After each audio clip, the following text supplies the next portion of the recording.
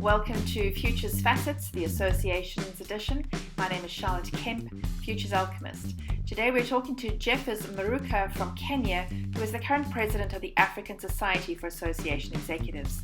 Jeffers is going to tell us how we as associations can be stronger together. Hi, welcome to Futures Facets, the Association's edition. Our interview today is with Jeffers Miruka from Kenya. Jeffers is somebody who is very involved in associations. He is the current president at the African Society of Association Executives, as well as the CEO of the African Association of Agricultural Economists, and he is the director of the African Association Management Company. So we have come to exactly the right person to find out about the state of association work in Africa, in Kenya, and I hope that in the course of our conversation we can distill some value in terms of what the future of associations looks like. So Jeffers, welcome. I'm honored to have you here. Thanks so much, Charlotte. So it's a great opportunity to have me here with you, and I look forward to our conversation. Good, thank you.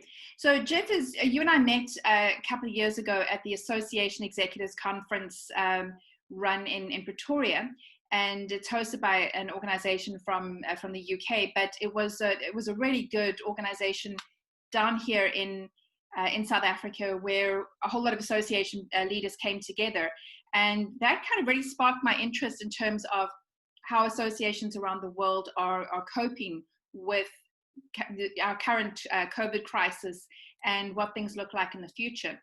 And I asked you to have a conversation with me, and I'm really honored that you have agreed to do so.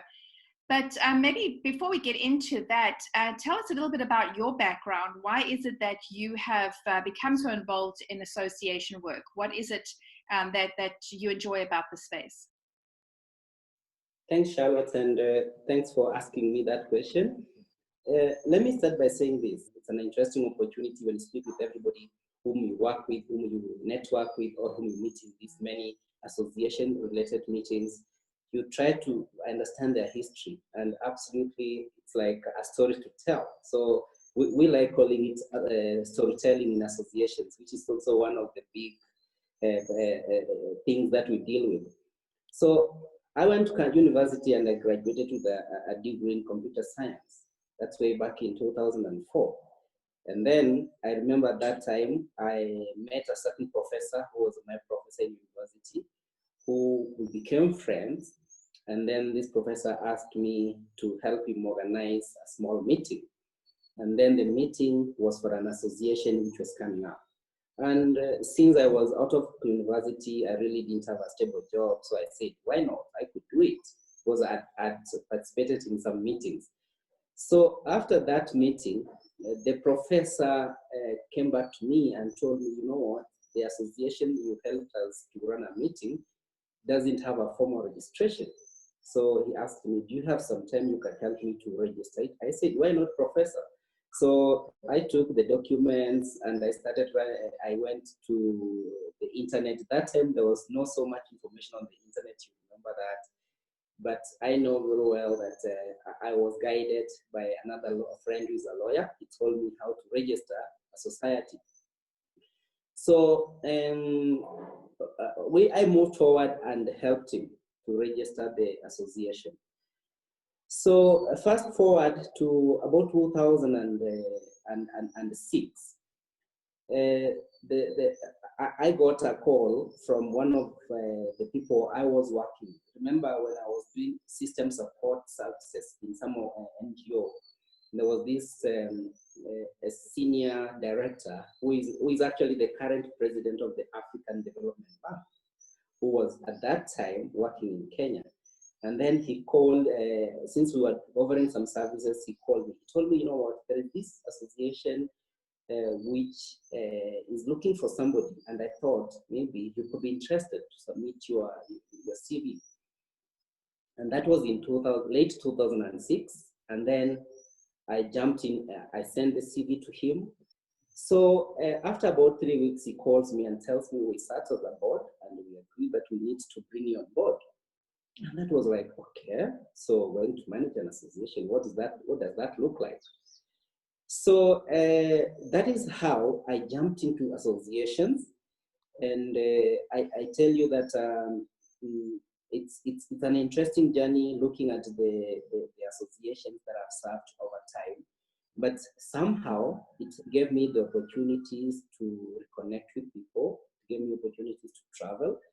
So to cut the long story short, I got into associations in 2006, late 2006. And up to now, it's a story I continue telling people. And anybody I tell also have a version of how they got into this, and it's quite interesting. Yeah, thank you. I imagine that it's not the kind of thing that young people at university or at school think, oh, I want to grow up and get involved in associations. So many of us kind of come in sideways later on in our careers. But for myself, what I love, and you kind of alluded to it, is the the working together with other people and meeting people and connecting and traveling, or at least virtually connecting at the moment. But I love the collaboration. 3 people come together and say, let's do something, and you create something bigger than the sum of yourselves. And that for me is the magic of associations. So I think, at any point in our lives, associations serve a very important role for their industry, for their members. But particularly at the moment, when we have a global crisis and nobody is really sure of what is going to happen, next week, next month, or next year, that the associations have a huge responsibility to try and kind of protect, take care of, nurture their corner of the economy in terms of whatever their space is. So maybe you can tell me, from your experience, how are the associations that you're involved in, in Kenya or across Africa, how are they responding to the COVID crisis that we're experiencing, recognizing that Africa really hasn't experienced the full impact that Europe and North America have experienced at this stage. We may have a later kind of experience of that, but we certainly have spent a lot more time preparing for it than the other parts of the world. How are the associations that you're aware of responding to that for their members? Thanks, Charlotte. Assuming the presidency of the African Society of Association Executives, number one, I took up that responsibility, knowing very well that there is unity in diversity. Yeah. And basically, I was expected to experience all types of diverse backgrounds of people, diverse way of thinking, diverse way of doing things. But what brings diversity together is inclusion. So that's why the African Society of Association Executives exist. Since the pandemic broke out, that was I remember in late February, I was in South Africa attending the Meetings Africa. And I was meant to fly from South Africa straight to the US. That was immediately after Meetings Africa. But that time the pandemic wasn't as it is today. A lot as in within a very short time. But I canceled my travel to the US because I only saw, and I used to follow news very closely, and I said it couldn't have been the best idea for me. So probably it could have been a different case, where either I went ahead and traveled to the US. But when I sit here working from home, still doesn't gives me that opportunity to continuously work with our members from around Africa. And in Africa, we have diversity in terms of associations. Remember, we have the Anglophone, as people speak English. We have the Lusophone, people speak English. One thing I can tell you that the challenges we are all facing are more similar. Number one, we have associations who basically cannot do anything because they had even planned to undertake some of their core activities like events, like educational programs, like seminars around Africa. But your guess is as good as mine. Nothing went forward. In many ways, that associations we depend a lot on non-due revenues, especially the money we generate from our conferences, especially the money we generate from our activities, especially the money we generate from other through marketing and branding. And so most of those activities literally stopped. Why? Because you couldn't have a meeting anywhere in Africa, let alone anywhere in the world, let alone within your own country. The meeting stopped. So what does that mean? There are no revenues. Number two, you couldn't really try to maybe reach out to your members to renew their memberships or to continue their activities. And because most associations had not invested heavily in technology, maybe to push their programs and activities to the virtual world like we're doing now. So it became like a learning curve. So I know some associations in Africa who have reached out to me and they've told me, you know what, we do not have the future, so we don't know what's going to happen. And you know, the most interesting thing is that in Africa, we don't have the luxury like we've seen in North America and in Europe, where small and medium enterprises are benefiting from stimulus program. We've seen it huge in America in the tune of almost $25 billion going to American Association. We've seen a lot of that also happening in Europe, but we do not have that in Africa. If there is anything in Africa, you know, sometimes the red tape will even push you out of even benefiting from some of those grants. So we don't have that luxury that we can say we'll still be afloat post-COVID. We have to look at a way that we can survive. So how are we surviving? You realize that some strong associations, and we don't have so many in Africa other than those who have an international link to Africa, some strong associations where they are now actually using the reserve fund. Most associations normally have reserve funds to basically cushion them in the event of something like this, in the event of an unknown, like now what we have. So, but the question is, how many of them have the reserve funds to cushion them, and how long can it persist? Because as you and I rightfully know, nobody really knows how long this is likely to take. And even if things were to happen tomorrow for the best, we do not know how long it may take associations to have a turnaround, given that associations are very different in their structure, in their leadership, in their capacity, in their membership base, you know, and also in the industry they represent. So that has really been a big problem. But again, we always believe that, you know, where there is something like COVID, a pandemic, or there's a crisis, it also gives us an opportunity to start actually thinking.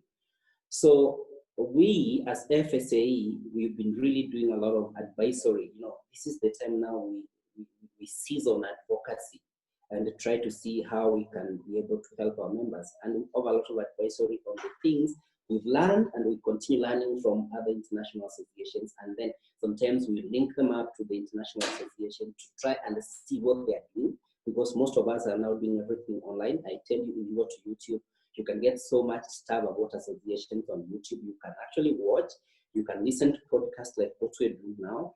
And at the end of the day, you will actually have a way that you can navigate your association. Having said that, one thing I know for sure is that we are not as advantaged as what we have seen in other parts of the world. So what is likely to happen post-COVID pandemic for associations, and I've always said this, I've always told our members this, we need to invest a lot in research and development. The associations who are now stabilizing, or who are in the stability curve, and probably who are resetting, invested a lot in research and development. But how much could you invest in research and development with the situation which was basically unknown? I like calling it unknown. Nobody knew anything about this.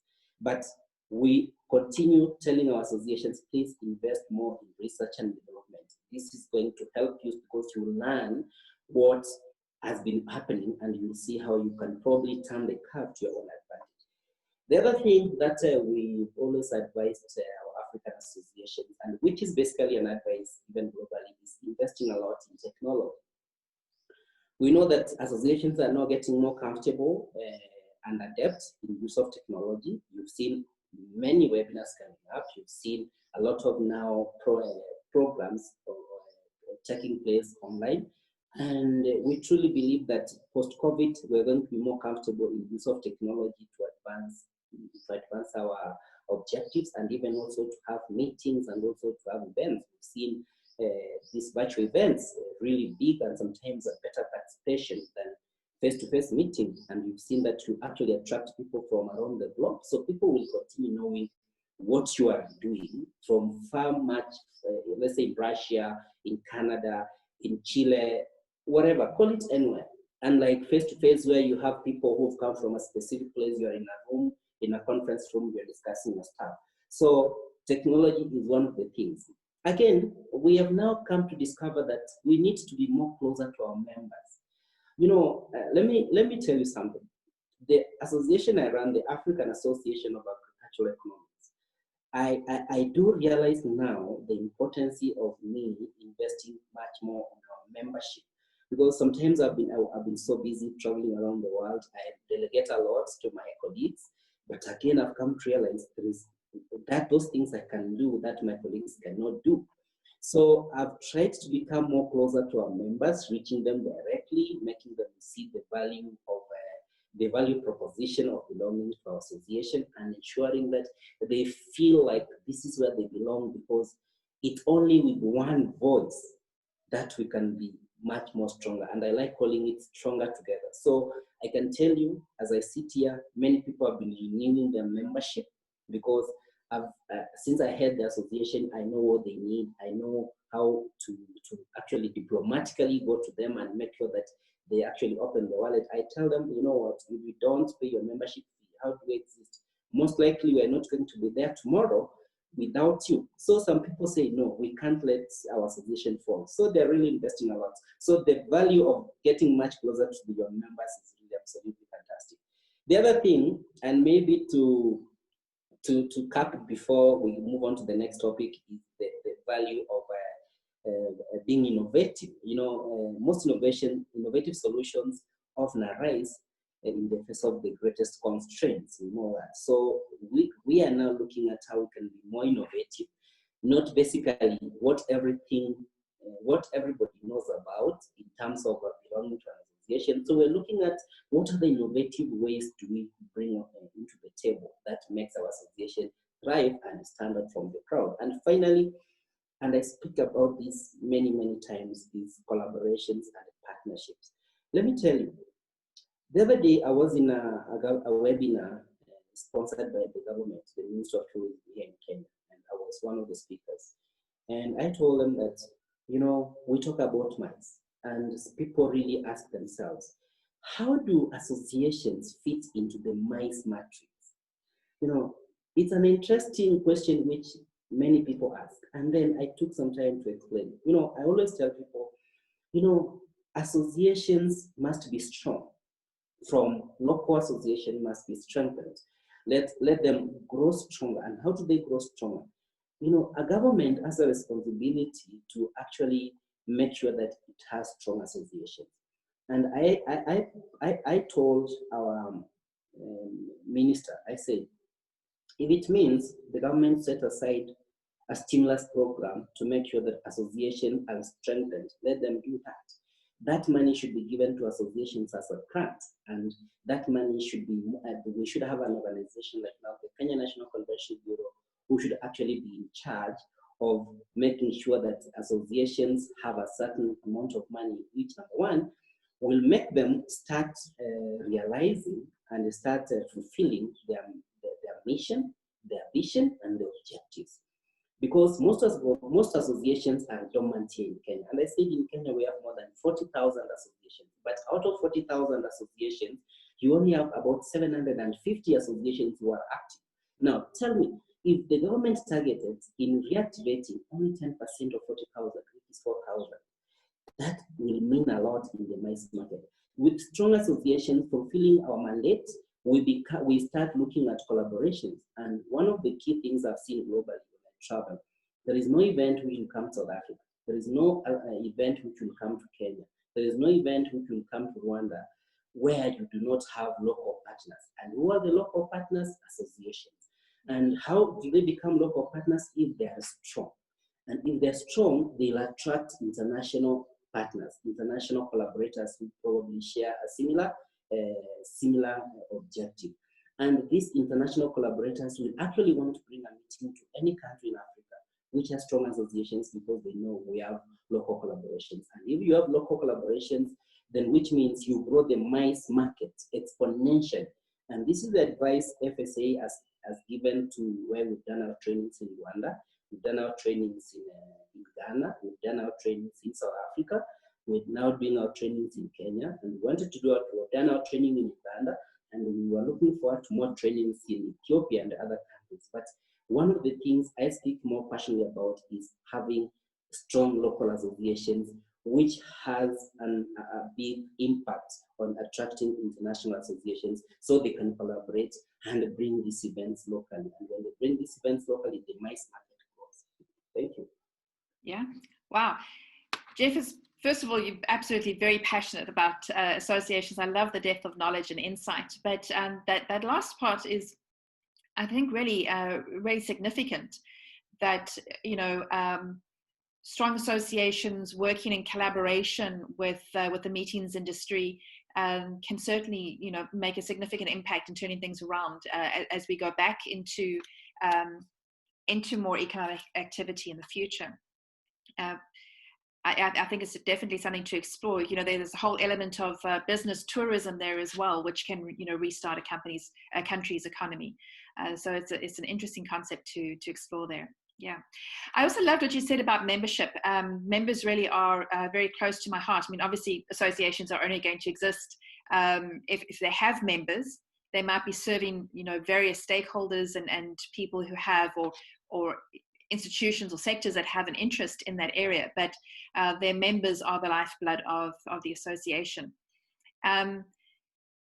It's significant for us to note, I think, that there are going to be some companies and some associations that cannot survive the current pandemic, and it's not necessarily their fault. It's not that they necessarily did not have things in place, or did not have enough of a financial cushion. They did not have a good enough strategy. But, you know, if their sector is hit really hard with lockdowns or travel bans and things like that, they're going to find it very difficult to respond.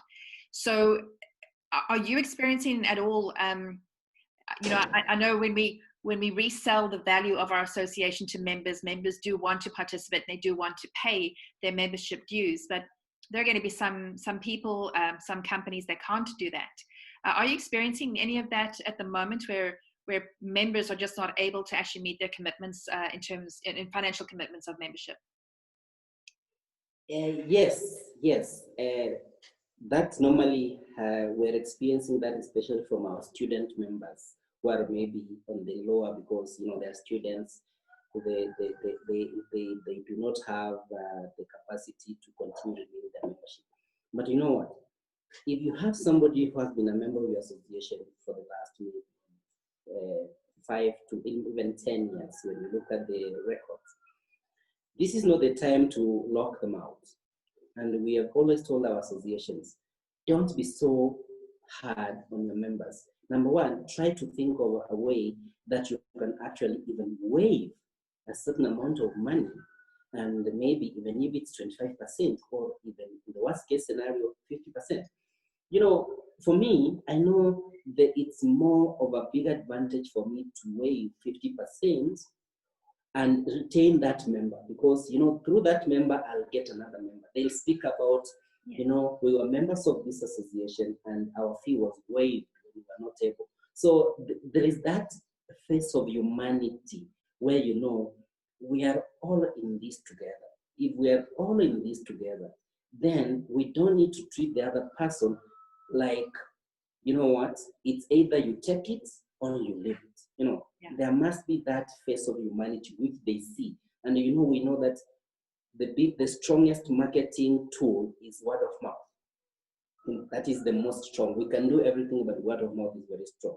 So for me, if we waive 50%, and I've advised our board, we waive 50% of the membership fee for our members who are not able to renew their membership, and they bring 2 more people who will more or less also pay half what they pay, then you are better off having more members who are diverse in their thinking and who really want to be recognized as belonging to your association. The other thing is we try to give some scholarships. we have some very good members who say that if you have about 20 members of your association, especially students who are not able to raise a certain amount of money, if the membership fee is, for example, $100, let them pay $50 and I'll pay the other $50. So that we have some members who are that generous, who have said we will take care of anybody who is not able to renew their membership and pay for them if they pay a certain amount of money. But in the best case scenario, there is somebody who came and said, identify 10 young students who are not able to pay their membership. Let me know, I will pay their fee. You know, that is one way of really making sure that you still have your members and their fee has been covered. And that creates cohesiveness. And, you know, associations are all about communities, you know, building strong communities. So if you want to build a strong communities, is for there being somebody who can actually help the other one when they're not able to do what this other person is doing. So those are some of the things that we always encourage our members to really look in, making sure that they maintain their association base and their members. Yeah. That's such an interesting approach and really valuable. And it talks as well to the diversity of thought you're talking about, because it's easy for a group of people to hang around together if they all have the same opinions and the same values and the same worldview. But when you intentionally give opportunities specifically to younger people to join an association when they are starting their careers out, and they don't have necessarily anything of value to add. I mean, they can help with events and they can help behind the scenes, but they don't have that experience of an industry to add yet. But what you're doing is you're challenging yourself to not think that yours is the only point of view about an industry. So when you're allowing young thought to come in, you know, the younger generations, they're going to challenge the older generations with, you know, why do we do it this way? Just because we've done it this way for 2 decades doesn't mean it's the right way. And that can be difficult to handle, but I think really valuable. And it indicates a really strong foundation of collaboration and wanting to create a stronger industry, a stronger association. So I absolutely applaud any association that is willing to take that risk of inviting younger people in and giving opportunities to people who otherwise wouldn't be part of that association. Really good. I've got another question just before we wrap up. Now, obviously, a lot of people in associations, people like yourself, you know, this is your full-time job and you play various roles in it. But for many people in associations, they volunteer for a leadership role while they still have their own business, or they might be self-employed, but they're employed somewhere else in their industry. And for those people in particular, there's a lot of stress at the moment where you know, there's a lot of uncertainty, and we don't know where our industry is going, where our association is going, where our country is going, where is the world going. And there's a lot on the shoulders of those people. And I know already some association executives who are saying they cannot cope with the stress and anxiety of the association, as well as their own careers and their own families. So do you have any advice or any examples of how we can help our association leaders, whether they're volunteers or whether they're paid staff?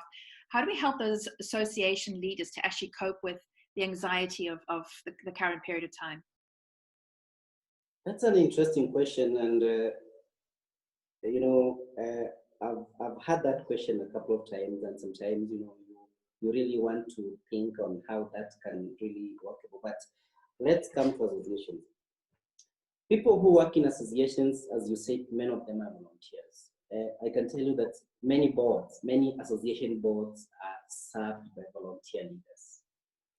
Those are people in the industry who have their full-time job somewhere, who have offered themselves to be of service to this association because, number one, they want to see the industry grow. Number two, they want to give back to the communities, you know, from what basically they have been doing. You know, you can give back to communities in many ways, not only in monetary form, but also in offering time and your services. Maybe if you are an expert. But as you said, there are stresses, and I've seen it not only in other associations, but in my association. The African Society of Association Executives, where I serve as a volunteer leader. I don't have any paycheck at the end of the day. I do not have. But I'm serving as a volunteer leader. Now I'm the president of the society. But I look forward to, I have about 2 years to leave office. But you know what? Number one, when there's a crisis, people handle crisis in different ways. There are those people who stay the course. There are those people who don't have the capacity to stay the course when other things are not working. There are those people who look at such a crisis as the best opportunity to actually hang the book and do something else. So number one, you need to ask yourself before anything, where do you want to fit? Do you want to fit in those people who will stay the course and do something for your association or for your society? Or are you going to be that person who will want the earliest opportunity to leave? If your answer is, for example, staying in, you need to know that you are doing this not because you are gaining anything, but because of the love of your industry and of your society. So you have to stay there, because that's where now the mental strength, your mental strength is tested. But again, you also need to make sure that the people who work with you see things the same way you see it. And if you all see things the same way I'm seeing it, if my board is able to see things the same way I see them, then we will continue to be stronger together. We will have unity of purpose to make sure that when there is a crisis, let us show leadership. And you know, we have seen this also, not only in associations, but also in leadership across board. You know, look at the type of leaderships that we have around the world. You've seen those leaders who can be counted as being strong leaders to lead people out of a crisis. And you've seen those leaders who really don't even think that this crisis is worthy their salt. And you've seen leaders who want to take a backseat. They just want to, it's like this thing should just disappear, or they basically paint the incorrect picture that things are rosy when they're really not rosy. So that is basically the mental strength and the capacity to go through these things. And Charlotte, you can agree with me that if you have basic education, I mean, you have high school diploma, whatever, there was always something we were taught, those common units we were taught about having the mental capacity to actually face a crisis. We know that our lives are full of crises, and the best person who comes out of it much stronger is the person who is able to think on how to go about it. But look at it. We have people who work full-time as association executives who are not able to put food on the table for their families, who are basically agonizing on how to do that next. What we tell them is, you know, what you're experiencing, you're not alone. Somebody in another industry is experiencing the same thing that you're experiencing. And the best thing is to make sure that this crisis doesn't really push you to the wall where you give up. Because if I remove everything from you, you still remain a human being, you still remain committed to your family, and you still remain somebody who wants to bounce back in a much stronger way. So think like all these things are not happening to you alone, they're happening to everybody, and try to really look at the best way to navigate, have mental strength and power, and to come out of it. The other way is also there's some people whom you need to actually to make sure that they have mental health, you know, and designating maybe psychologists and psychiatrists. And I was talking to a friend of mine in South Africa who's a psychiatrist, and he told me he has been doing a lot of counseling to people who have lost their jobs, people who do not know how tomorrow is going to be, people who've lost their investments. You know, this crisis has really made people lose so many hundreds of millions of rand, of dollars in the investment. So he's been doing a lot of that, and people take in a different way. But you know what? At the end of the day, assume you didn't own anything in this world. Where do you remain? Do you close your eyes and say, let this crisis go and not let nobody bother me? Or do you stand strong and say, let's all face it, because we are not in this alone. Everybody is in this together. We know this crisis is not going to last forever. We know that at some point you're going to come out in a stronger way and having learned, because this is the first crisis of our generation. So you need to have a story to tell your generation. So the way you navigate through it is really what matters. Yeah, no, that's very true. That's I think your theme of being stronger together, I think, is a really important one. I know in various teams you're going to have one person who's struggling a little bit, but the rest of the team can pick it up until that person has, regained their footing and they're ready to participate again. And I think that's the only way that we're going to get through this period of time. Great. Jeffers, thank you. You've offered so much value and insight. I really do appreciate it. If anybody wants to find you online, where can they find you? Yes, and I like using Twitter. I can be found on my full name, but as one word, at Jeffers Miruka. That's my Twitter handle. Right. And if you search me on LinkedIn, you'll find me. You search me on Facebook, you'll find me. You come to FSA website, you'll get my email address. I think I'm the easiest person you can find online. If you really want to get about me. Yes. If you know my name correctly, you'll find me in so many channels online. Good. Well, we'll make sure that the links to those various sites are also available in the show notes, and people will be able to find you. Jeffers, thank you very much. I wish you and your association and the African Society for Association Executives all the best for the future, and all strength to you. Thank you very much. I wanted to say thank you for having me, and I look forward to more future engagements with you. Absolutely. Thank you. And if anyone else wants to contact me in order to discuss some future strategy for your associations, then you can find me as well at charlotte@charlottekemp.co.za. Jeffers, thank you very much. Both Jeffers Miruka and myself can be found on LinkedIn. Please feel free to contact me if you too would like to discuss how your association and your members can be stronger together.